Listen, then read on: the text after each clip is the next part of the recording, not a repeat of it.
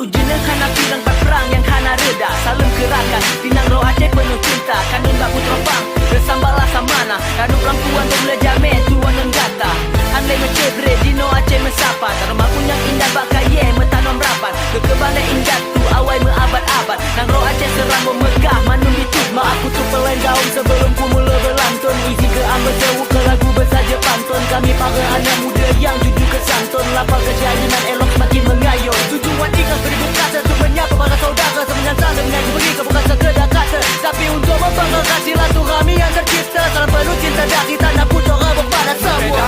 Beda numa agamamu, beda tanah kita sujud ku sarai. Kemu doa kumu itata roa. Wan tano iko bori ke kita benasa. Iko bersih jodohan buka sawah mati. Lagu yang nengon nepe sejuk hati. Tir kamu dami kemu selesai. Entimu sakit majari tetap gemasih.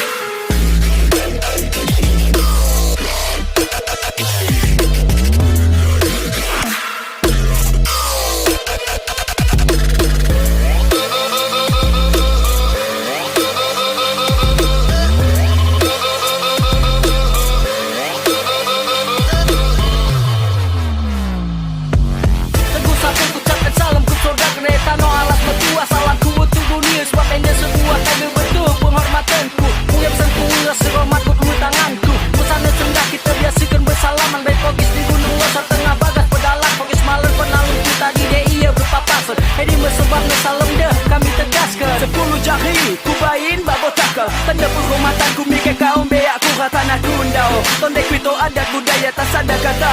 Ini musemboyan tak. Ku sapa kene dak di tanah serambi Mekah. Rendah hati kaum beak ulang bain amarah. Salamku kita jaga tali persaudaraan. Tak sampaikan salamku mida erta sadar kata. Salam tegur sapaku untuk semua umat. Dalam lagu ini ku persembahkan sebagai rasa hormat. Untuk mengingatkan, untuk akrabkan agar ikatan lebih erat. Dengan jamuan teh dan kopi untuk buat suasana hangat. Adat pemulia jamin sebagai simbolis silaturahmi. Syair salam sebagai pembuka penghormatan dari kami. Semoga dengan lagu ini pesan kami dapat dipahami. Maaf apabila salah, sekian kami mengakhiri.